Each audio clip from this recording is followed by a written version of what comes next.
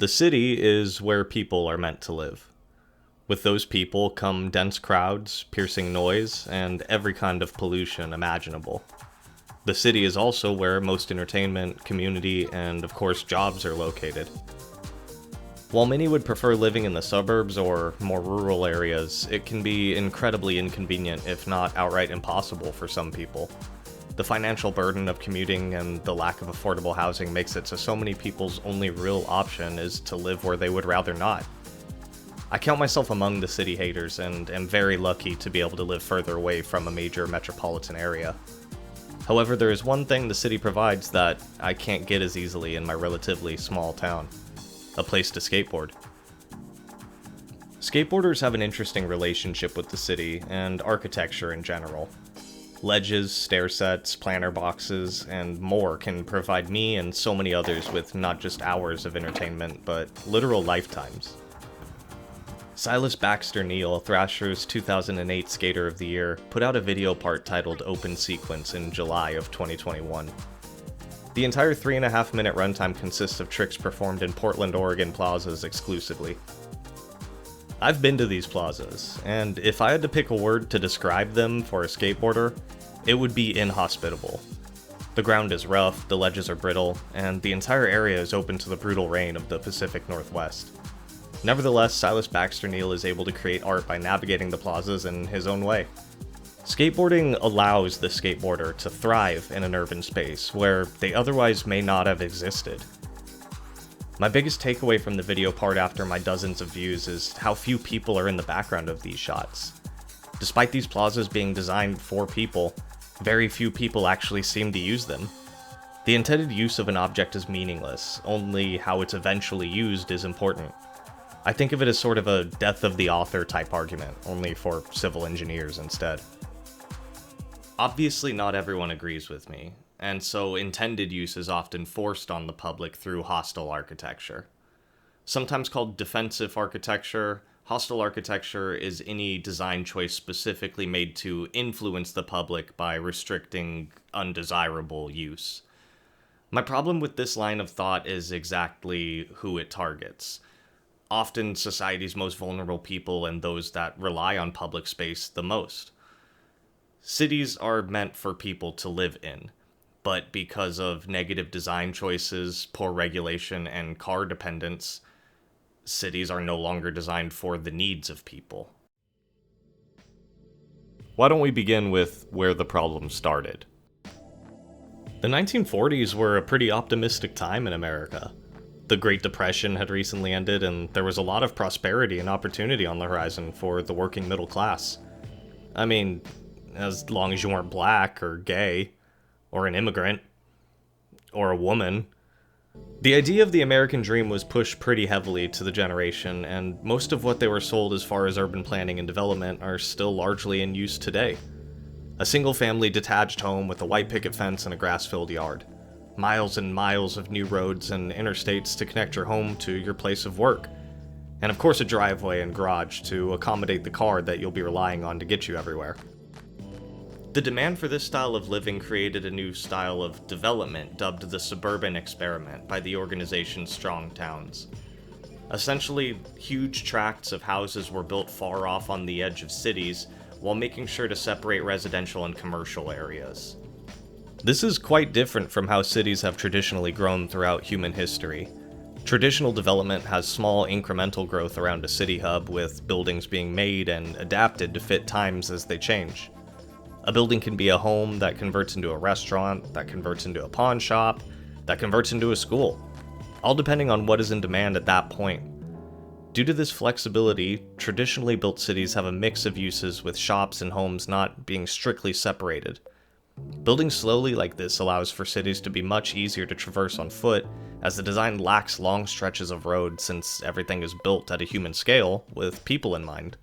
I'll be the first to admit that I'm an uncultured American who's never left the country, but in researching this video I've become infuriated when seeing the beautiful, walkable European cities that America is sorely lacking. Pedestrian paths connecting every home and shop, infrastructure built around the idea of bike travel, and huge amounts of shaded public space. These cities look comfortable, They look like a joy to inhabit, and this is in direct contrast to the types of cities that I've grown up in. I've seen a lot of complaints from non-Americans leveled at the design of American cities, and all of this stuff was just things that I thought of as normal.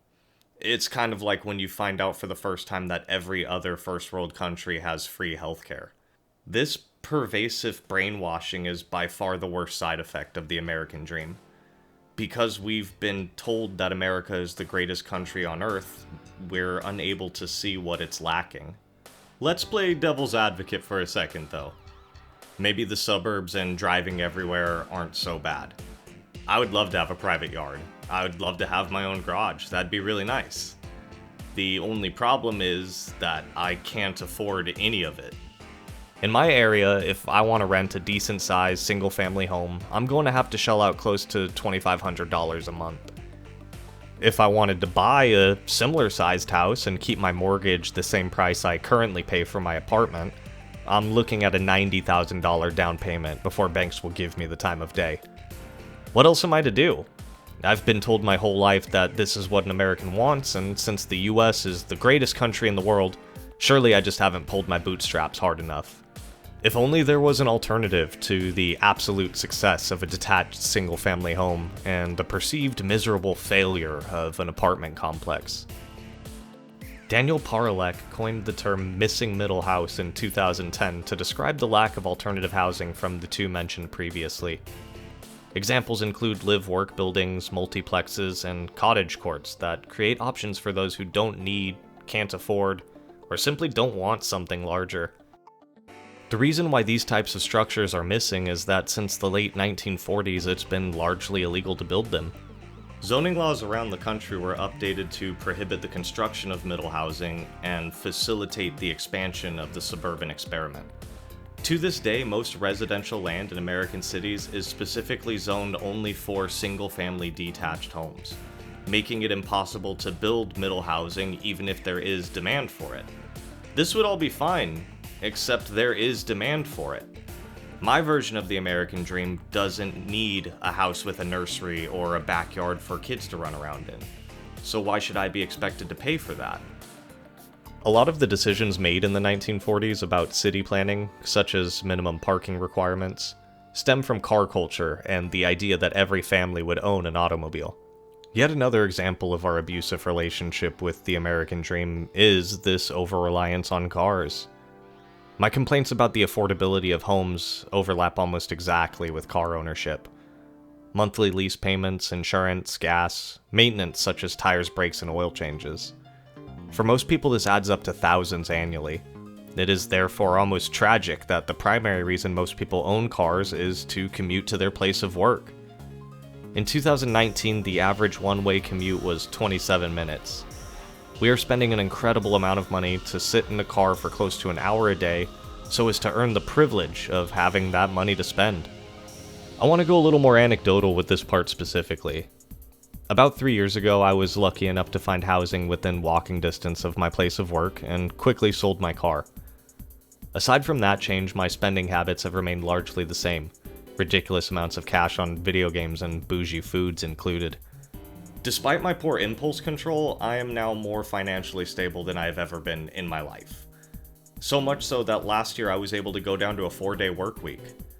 Since I have extra money that I'm not wasting on transportation, I have no problem shopping at more small businesses. I'm not an economist, but there's got to be some kind of correlation between not being able to drive and supporting local. I know a lot factors into this, from zip code to my inherent privilege, but if a grocery store employee can live happier without a car than with one, then what's the harm of trying to make that a possibility for everybody?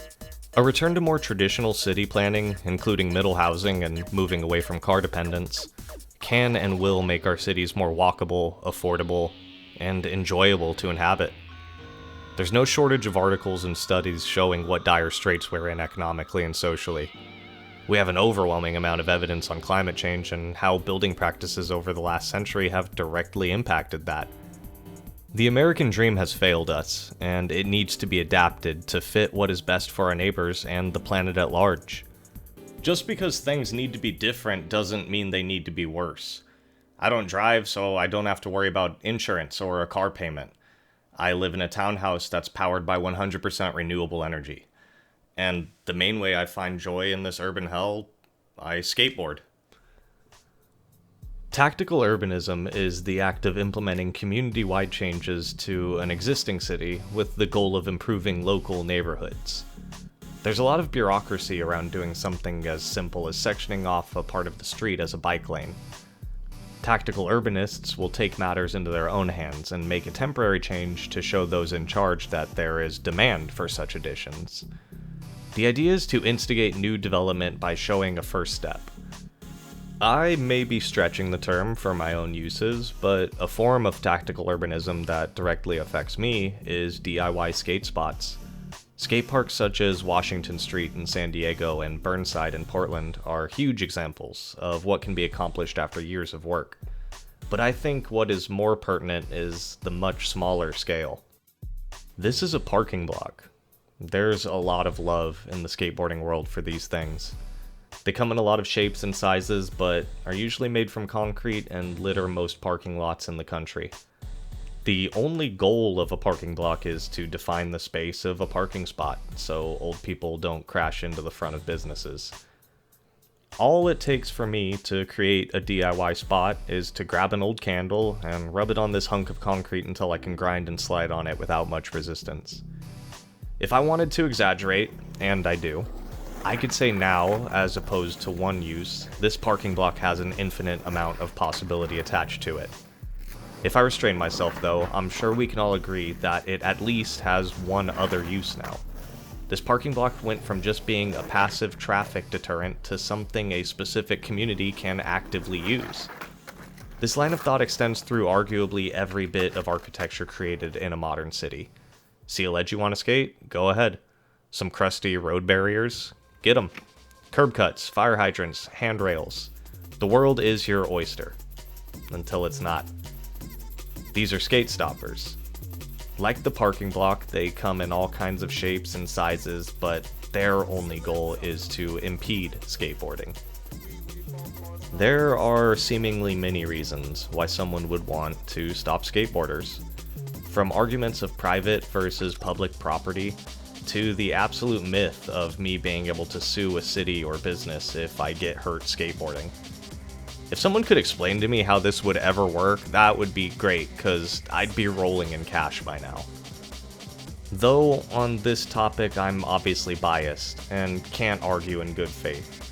So, instead I'd like to make an appeal to sympathy. Sometimes I'll go to a park that has a bench that I want to skate. Let's agree that in this scenario the bench has two use cases. Either I can skateboard on it, or somebody can be sitting on it. When I arrive to see that the object I was intending to skate is in use, I move on with my day, and go somewhere else. Countless times, however, have I been skating an obstacle only to have somebody shoo me away because that is not the intended use of that obstacle. This is true for empty parking lots, school playgrounds on the weekends, or even the foundation of old buildings that have been demolished. I have been kicked out of skate spots by everyone from police officers to security guards to random passers-by. I am not allowed to use things in a way different from their design, regardless if it is otherwise not being used. Rama 8 is a bridge in Bangkok, Thailand that has a duo of plazas on either side of its riverbank. Granite ledges, smooth ground, and plenty of space make it perfect for skateboarding. However, Rama 8's plazas weren't designed to be skateboarded, they were created as a community hub. A space under a bridge for people to gather, swim, and coexist. These are planter boxes on a street corner in Central Florida. The architect had no intention of creating a bunch of quarter pipes, but he unknowingly designed a perfect skate park people travel the world to enjoy. Skateboarders have a learned ability to identify a kind of beauty in the mundane. We find alternative use for objects and, in my opinion, create art with them. I don't expect cities to build a skate park on every corner. I don't expect civil engineers to make certain that every building they design is perfectly skatable. I just long for a city that doesn't actively dissuade skateboarding at every opportunity. All material degrades. Everything experiences wear, and eventually infrastructure requires maintenance.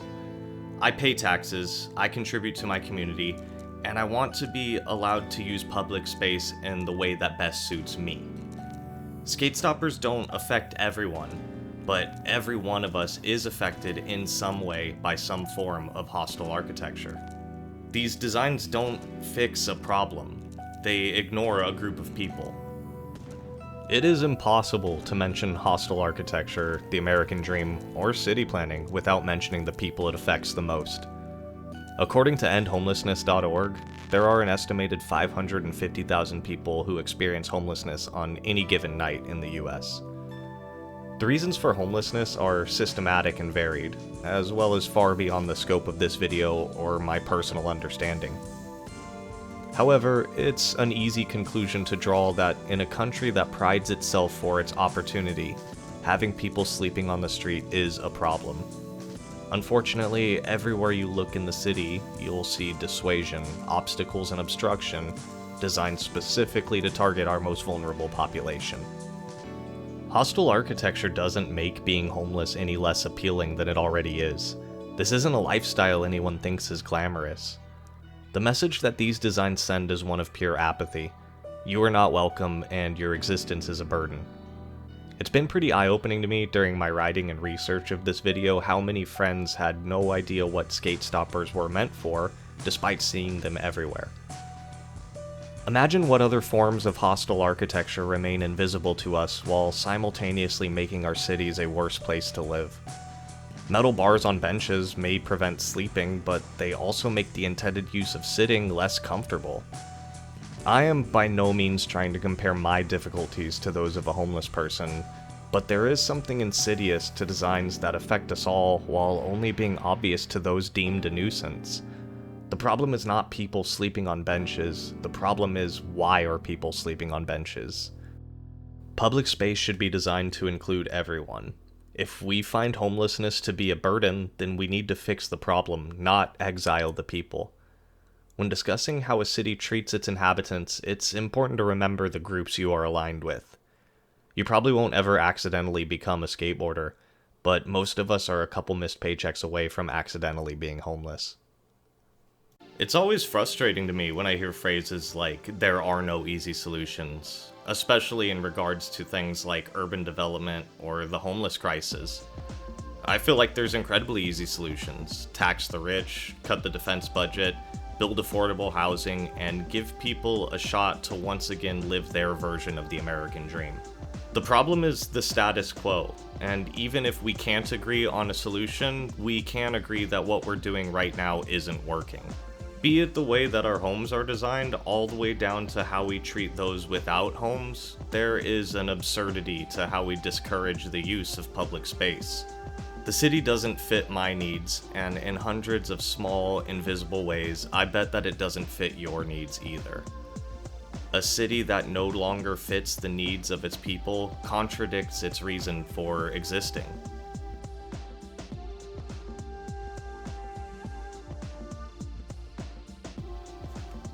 Thank you guys for making it through the video. I really appreciate the continued support. I'm not an architect, and this video wouldn't have been possible without the help of my homie Claire, who is an architect, so thank you very much, Claire. I appreciate it a lot. Aside from her, the two organizations I mentioned before, Strong Towns and Missing Middle House, were invaluable resources, as well as the YouTube channel Not Just Bikes, which was a huge inspiration to all of this. I'll leave links to all three in the description below. Alright, bye. Kisses.